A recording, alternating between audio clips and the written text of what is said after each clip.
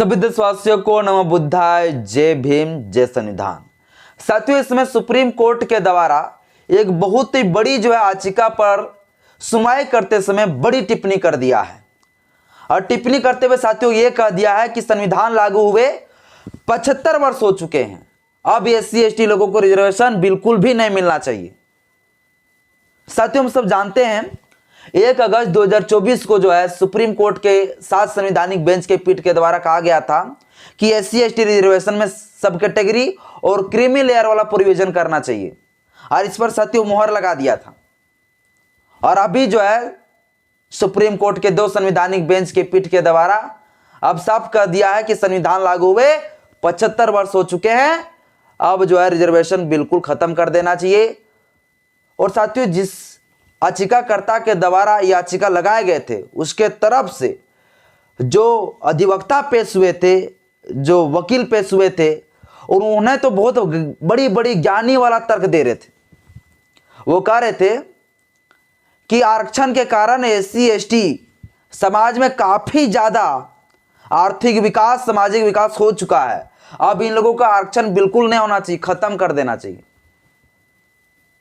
आखिर किसके द्वारा याचिका लगाए गए थे? सुप्रीम कोर्ट के 2 संवैधानिक बेंच कौन कौन थे, क्या कुछ फैसला में कहा गया, क्या तर्क दिया, सब कुछ आज के इस वीडियो में आपको बताऊंगा। बस मेरा छोटा सा अपील है, इस वीडियो को शुरू से अंत जरूर देखिए। वीडियो अच्छा लगे तो लाइक करें, चैनल पहली बार आए तो चैनल को सब्सक्राइब कर लीजिएगा, बेल आइकन प्रेस करिएगा ताकि जब वीडियो अपलोड करूं आपके पास नोटिफिकेशन पहुंचता रहे।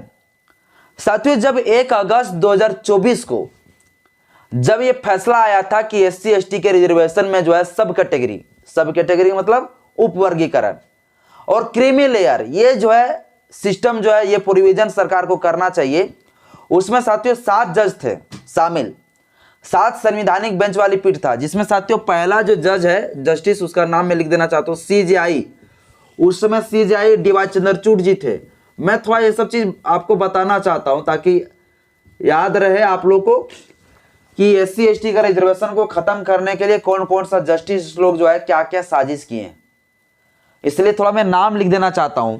1 अगस्त 2024 को जब फैसला आया था कि क्रीमी लेयर होना चाहिए और सब कैटेगरी, उस समय साथियों सीजेआई डीवाई चंद्रचूड़ जी के अध्यक्षता में फैसला सुनाया गया था।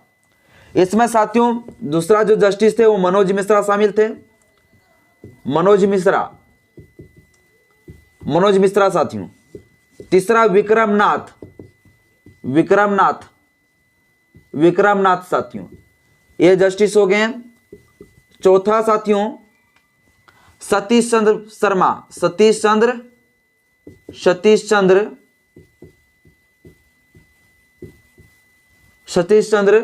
शर्मा।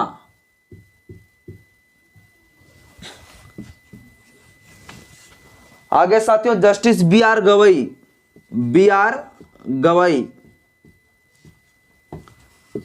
छठा थे पंकज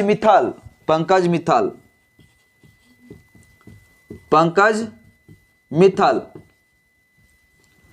और 7वां थे बेला त्रिवेदी। यही साथियों 7 संवैधानिक बेंच के पीठ के द्वारा फैसला दिए गए थे कि एससी एसटी का रिजर्वेशन में क्रीमी लेयर होना चाहिए और सब कैटेगरी बनाना चाहिए सरकार को, जिसमें 7 संवैधानिक बेंच का पीठ तो इस मामले पर सुनवाई कर रहे थे, लेकिन जो बेला त्रिवेदी जो थी ये महिला जस्टिस, इन्होंने कह दिया था कि नहीं, एससी एसटी के रिजर्वेशन में सब कैटेगरी नहीं होना चाहिए, क्रीमी लेयर वाला सिस्टम नहीं होना चाहिए। और साथियों इन्होंने साफ तौर से जब इंकार कर दिया तो 6 जज लोग मिलकर, यानी कि 6 बहुमतों में ये फैसला आ गया कि एससी एसटी के रिजर्वेशन में सब कैटेगरी होना चाहिए, उपवर्गीकरण होना चाहिए, क्रीमी लेयर का सिस्टम लागू होना चाहिए। अब साथियों थोड़ा सा मैं आपको बता देता हूं कि सब कैटेगरी होता क्या है। सब कैटेगरी साथियों, सब कैटेगरी को हम लोग कहते हैं हिंदी में उपवर्गीकरण, है ना। उपवर्गीकरण साथियों ये होता है कि मान लीजिए सरकार के पास अगर ये पावर चला गया, सुप्रीम कोर्ट साफ तौर से कह दिया कि सरकार ऐसा नियम बना सकता है, तो सरकार अब क्या करेंगे ना, अब जाति के आधार पर, जाति के बेस पर वो डिसाइड कर लेगा किस जाति को रिजर्वेशन मिलना चाहिए, किस जाति को रिजर्वेशन नहीं मिलना चाहिए। अब मान लीजिए कोई शेड्यूल कास्ट के अंदर जो है रविदास है, चमार है। अब मान लीजिए सरकार कह देगा अचानक कि चमार जितना है सब संपन्न है, सामाजिक और आर्थिक स्थिति पूरा इन लोगों का पूरा विकसित हो चुका है, इन लोगों को पूरा रिजर्वेशन सही गायब कर दीजिए, हटा दीजिए। तो ऐसे में होगा क्या कि जो रविदास में, चमार में जो गरीब तबके का लोग है उन लोगों को भी रिजर्वेशन नहीं मिल पाएगा, और जो तो बड़े पदों में चला गया उनके लिए तो कोई दिक्कत नहीं। लेकिन ऐसा जो बड़े बड़े पद में है उनको तो कोई दिक्कत नहीं होगा। लेकिन इसका मतलब ये थोड़ा है कि चमार में सब लोग बड़ा बड़ा पद में चला गया और भी लोग गरीब नहीं है, तो जो है उन लोगों को क्या होगा, इस रिजर्वेशन का लाभ नहीं मिल पाएगा। तो ये सब कैटेगरी जो है सिस्टम जो लागू करने वाला जो फैसला दिया था ये तो सबसे घटिया था, क्योंकि सरकार, जब सरकार के पास ये पावर मिल गया तो सरकार क्या करेंगे, सरकार पूरा अपने हिसाब से तय कर लेगा कि चलो पासवानों को जो रिजर्वेशन नहीं दिया जाए। तो पासवान के अंदर जो बड़े बड़े पद में उसको तो कोई दिक्कत नहीं, लेकिन जो छोटा गरीब रहेगा उनको भी पूरा तरह से आरक्षण से हटा दिया जाएगा। तो इससे में क्या होगा, नुकसान होगा कि नहीं होगा। तो ये साथियों जो है ना बहुत खतरनाक, बहुत बेकार का जो ये फैसला था। तो सब कैटेगरी का साथियों ये हो गया मतलब। और दूसरा साथियों कहा गया था कि क्रीमी लेयर वाला सिस्टम लागू करना चाहिए। क्या, क्रीमी लेयर। तो ये क्रीमी लेयर क्या होता है, देखिए क्रीमी लेयर वाला साथियों कहा कि क्रीमी लेयर को प्रोविजन करना चाहिए सरकार को। तो क्रीमी लेयर में वैसे लोग आते हैं, जैसे साथियों वर्तमान में आप ओबीसी को देख लीजिए, तो ओबीसी में जो रिजर्वेशन दिया जाता है वो क्रीमी लेयर के बेस पर दिया जाता है, क्रीमी लेयर के आधार पर दिया जाता है। जैसे साथियों जिसका माता पिता सालाना इनकम जिसका 8 लाख से प्लस हो, वैसे लोगों को क्रीमी लेयर कहा जाता है। उन लोगों को रिजर्वेशन की लाभ नहीं मिलेगा। और जिसका माता पिता का इनकम 8 लाख से कम हो, वैसे लोग जो है नॉन क्रीमी लेयर में आएंगे, इन लोगों को रिजर्वेशन की लाभ मिलेगा। तो क्रीमी लेयर साथियों 1 घंटा के लिए अगर हम सोच के देखते हैं तो क्रीमी लेयर कहीं ना कहीं थोड़ा सा ठीक है, पूरा ठीक नहीं बोल सकते हम, लेकिन हल्का सा ठीक है, क्योंकि इसमें आय के आधार पर जो ये डिसाइड करेगा।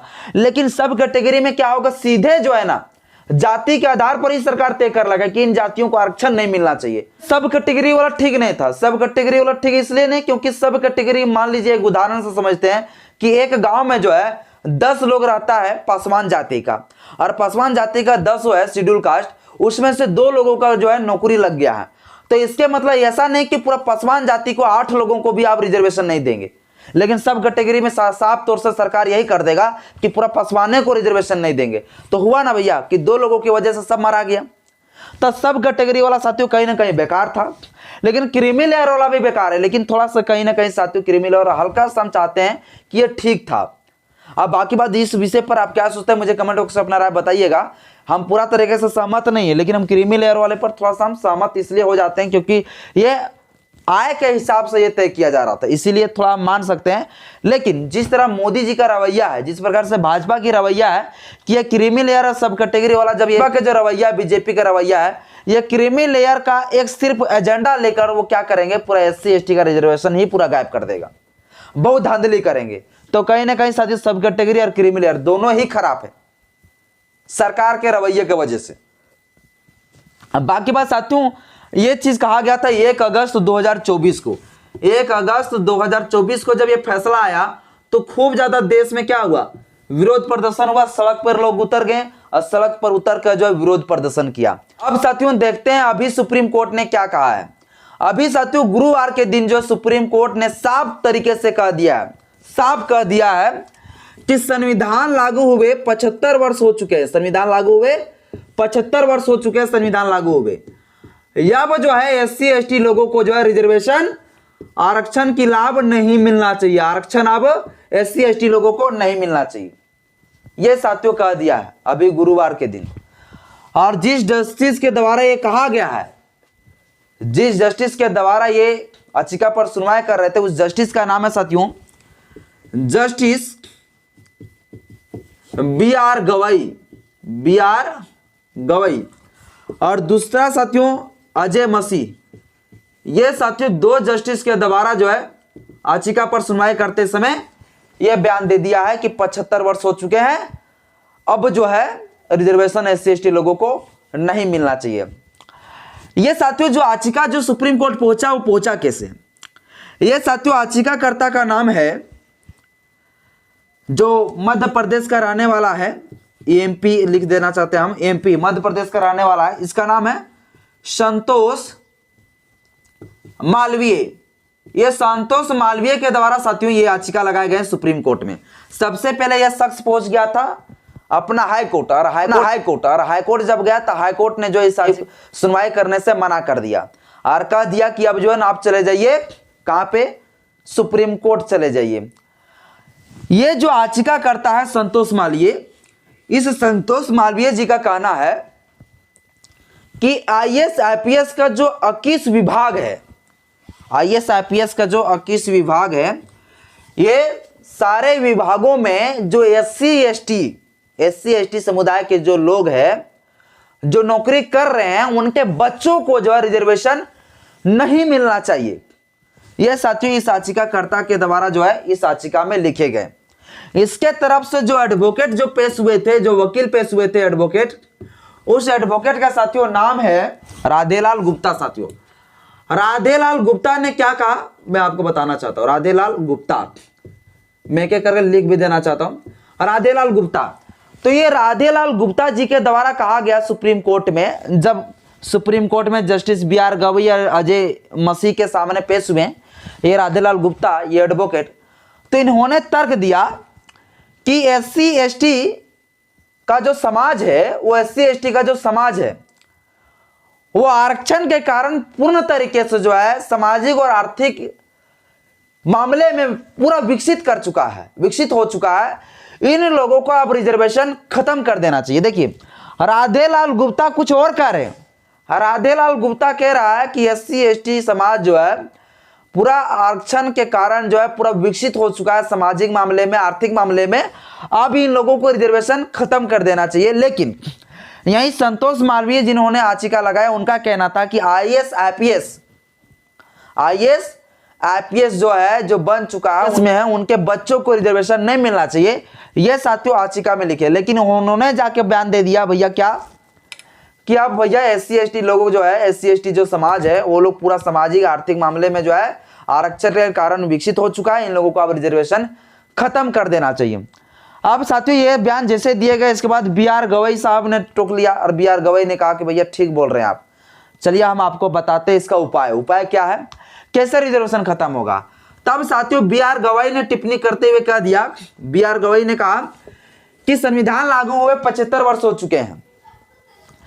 राधेलाल गुप्ता जी का इस बयान को सुनकर जो है BR गवई ने कहा कि संविधान लागू हुए 75 वर्ष हो चुका है, अब ये 75 वर्ष हो गए हैं तो सरकार को ये सोचना समझना चाहिए सरकार किनको आरक्षण मिलना चाहिए और किनको आरक्षण नहीं मिलना चाहिए, और इसको लेकर सरकार को जो है संसद में एक बिल लेके आना चाहिए, एक विधेयक लेके आना चाहिए और बिल लेकर जो है इस पूरा रिजर्वेशन को खत्म कर देना चाहिए। अब किनको आरक्षण मिले या ना मिले ये काम है संसद का, ये काम है विधायिका का।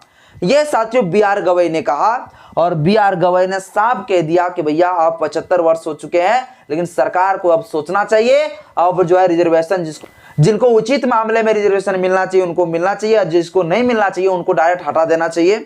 यह साथियों BR गवई ने साफ तौर से फिर जो है सरकार को एक हिम्मत दे दिया है, सरकार को फिर से एक पावर दे दिया, सरकार को फिर से फुला दिया पूरा।